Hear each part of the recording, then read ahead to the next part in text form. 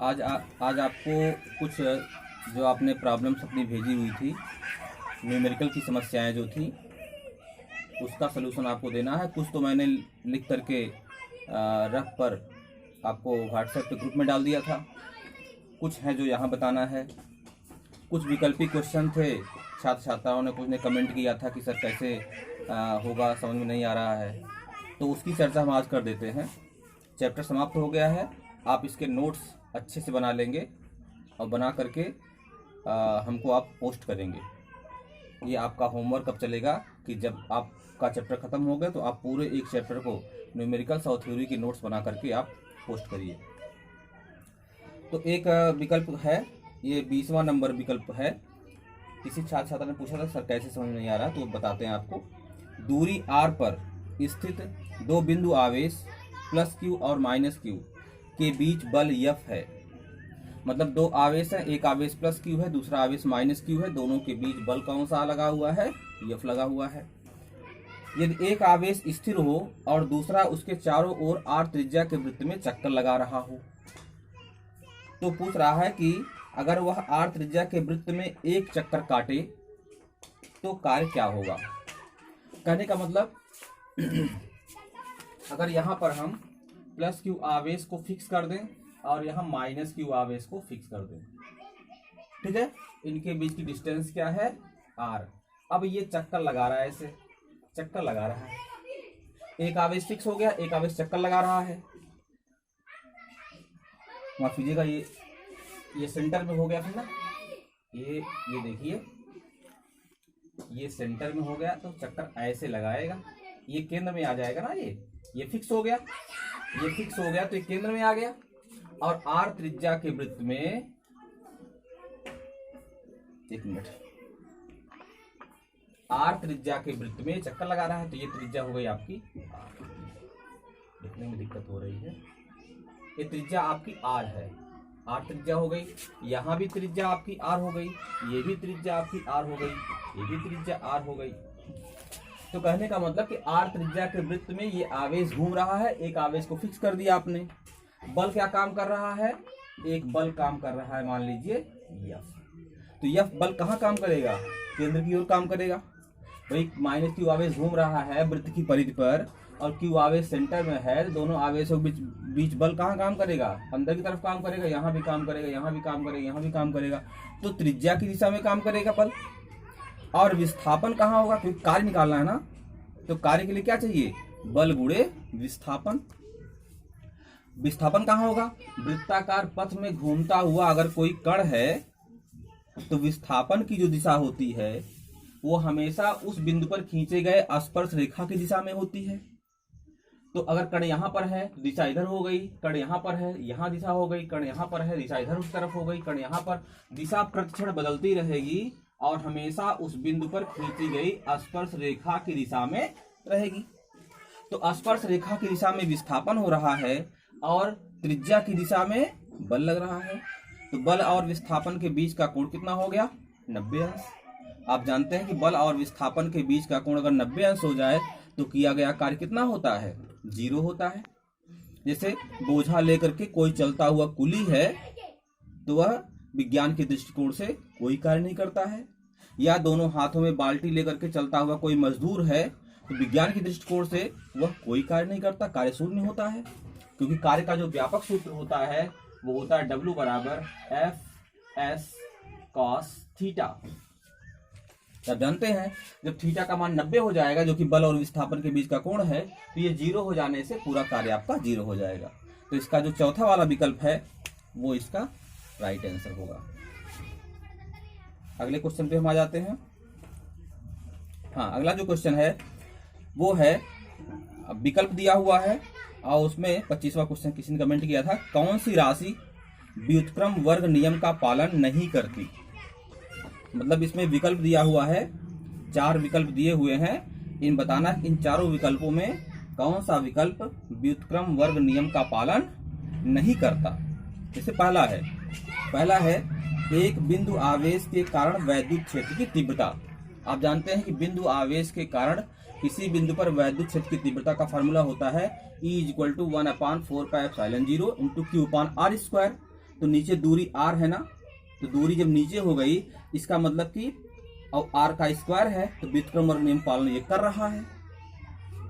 E proportional to 1/r² ना हुआ, क्योंकि r² नीचे है, E प्रोपोर्शनल टू 1/r² है, इसका मतलब कि यह व्युत्क्रम वर्ग नियम का पालन कर रहा है।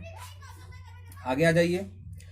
एक वैद्युत द्विध्रुव के कारण दूरस्थ बिंदु पर वैद्युत क्षेत्र की तीव्रता।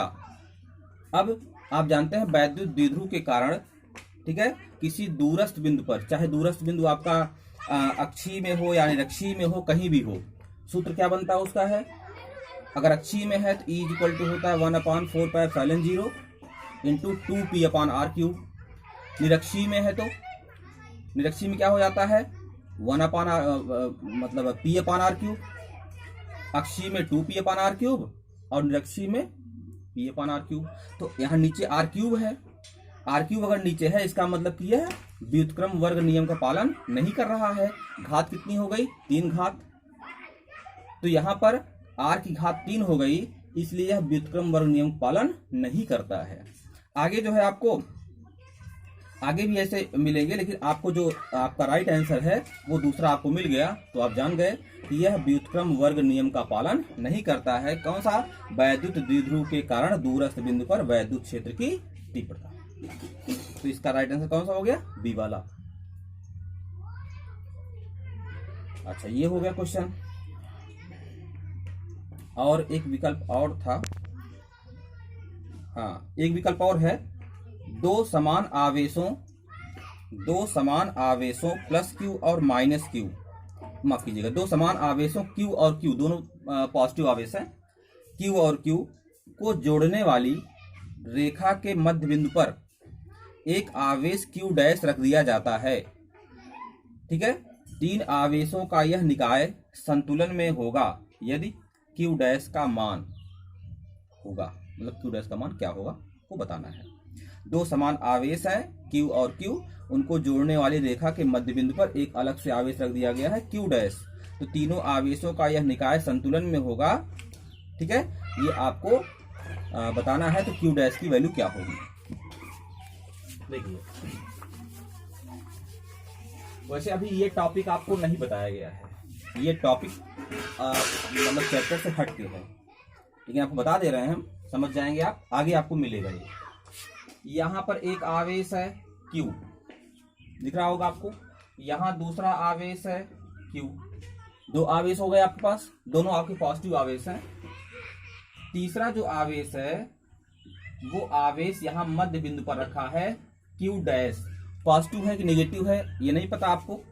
Q डैश का परिमाण क्या होगा, Q/2 होगा, Q/4 होगा, 2Q होगा, 3Q होगा, ये भी नहीं पता है। अब 3 आवेश होगा, ये लीनियर है, एक रेखा में है, Q है, Q डैश है, फिर Q है। पूरी डिस्टेंस दूरी अगर हम 2r मानते हैं तो ये मध्य बिंदु पर रखा गया आवेश है, तो दूरी क्या हो जाएगी, ये दूरी हो जाएगी r, ये भी दूरी हो जाएगी r। कहने का मतलब कि Q और Q आवेशों के मध्य बिंदु पर एक तीसरा आवेश Q डैश रखा गया है और निकाय संतुलन में है। जब निकाय संतुलन की बात कह दे, जान जाइए, यहाँ पर 3 आवेश हैं, 3 आवेश, ये आवेश जरूरी नहीं कि यहाँ पर हो, ये ऊपर भी हो सकता है, कहीं भी हो सकता है आवेश ये, लेकिन 3 आवेशों से बना हुआ एक पिंड तो हो ही गया ये। तो अगर 3 आवेशों से निर्मित यह निकाय है, तो यह निकाय संतुलन में कब होगा, जब इसकी स्थितिज ऊर्जा शून्य होगी। कोई भी निकाय संतुलन में तभी होता है जब उसके पास कोई ऊर्जा नहीं होती है, उसकी स्थितिज ऊर्जा शून्य होती है, गतिज ऊर्जा भी शून्य होती है। अगर पॉजिटिव ऊर्जा रहेगी तो संतुलन में पिंड नहीं रह सकता, वो फोर्स लगाता रहेगा। तो स्थितिज ऊर्जा का व्यंजक आपको चाहिए। देखिए, स्थितिज ऊर्जा का जो व्यंजक है वो व्यंजक होता है U बराबर 1/4πε0 Q1 Q2 divide by R, ये फार्मूला होता है। अभी आगे मिलेगा, वैसे अभी जान जाइए। अगर 2 आवेश हैं, एक आवेश Q1 एक आवेश Q2, दोनों की बीच की डिस्टेंस क्या है R। R दूरी पर अगर Q1 Q2 2 आवेश हैं, तो उन आवेशों के बीच जो स्थितिज ऊर्जा होती है वो कितनी होती है, इतनी होती है। इसका निगमन हम करेंगे बाद में। तो यहाँ पर 3 पेयर बनेंगे, 3 जोड़े बनेंगे।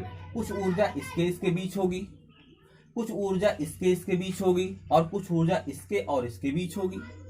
तीनों ऊर्जाएं, 3 जो जोड़े बनेंगे, तीनों ऊर्जाओं को निकाल करके हम ऐड कर देंगे।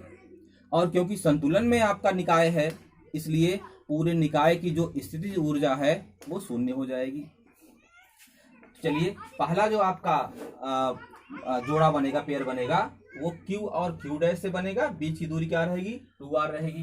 तो हो जाएगा स्थितिज ऊर्जा 1/4 pi epsilon 0 into Q dash, ये आवेश Q है, ये Q डैश है, Q डैश डिवाइड बाई दूरी क्या हो जाएगी? r। ये स्थितिज ऊर्जा हो गई, प्लस 1/4 पाई एप्सिलॉन 0, ये दूसरा जोड़ा आपका हो गया, Q डैश बटे r। दोनों आवेशों गुणा कर दिया, दूरी आपकी r है ही पहले से, आवेशों का मल्टीप्लिकेशन हो गया, डिस्टेंस r है ही। तीसरा कौन सा पेयर बना हुआ है? Q और Q का पेयर बना हुआ है, जो दूर दूर आपके आवेश हैं। ये हो जाएगा plus 1/4 pi epsilon 0 into Q है 2 बार, Q इंटू Q होगा, यानी Q स्क्वायर। तो Q स्क्वायर अपान दूरी क्या होगी यहां से यहां तक की? 2r।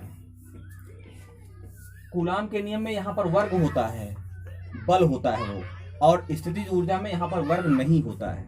ये आगे आपको मिलेगा। अब इन तीनों का जो योग है वो 0 होगा, क्योंकि निकाय संतुलन में पहले बता दिया। 1/4 पाई एप्सिलॉन 0 तीनों में है, ये कामा लेकर कट गया हर जगह से। r हर जगह है, कामा लेकर कट गया हर जगह से।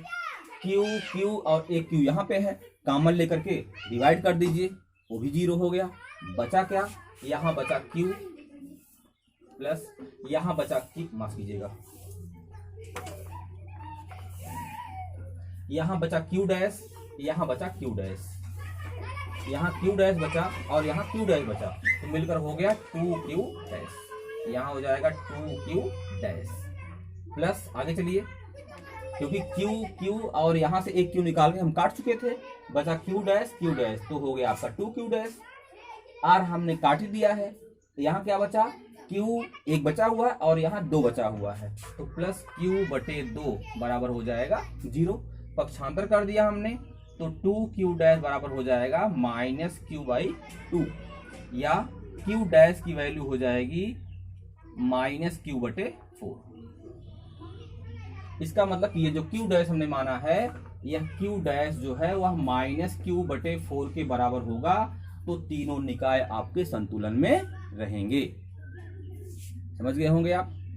अब ये विकल्प कौन सा है आप चॉइस कर लीजिए। -Q/4 विकल्प आपका है, -Q/4 का जो विकल्प है वो आप उसको चेक कर लीजिए। ये विकल्प आपका है, एक मिनट, ये विकल्प आपका है -Q/4। दूसरा विकल्प है बी वाला विकल्प, आप चेक कर लेंगे। आपको प्रश्न भेजा गया है, आप इस तरह से पेयर बना करके सॉल्व कर लेंगे। कुछ न्यूमेरिकल हैं, वो न्यूमेरिकल आपको बताते हैं हम। एक न्यूमेरिकल जो है वो 28 नंबर का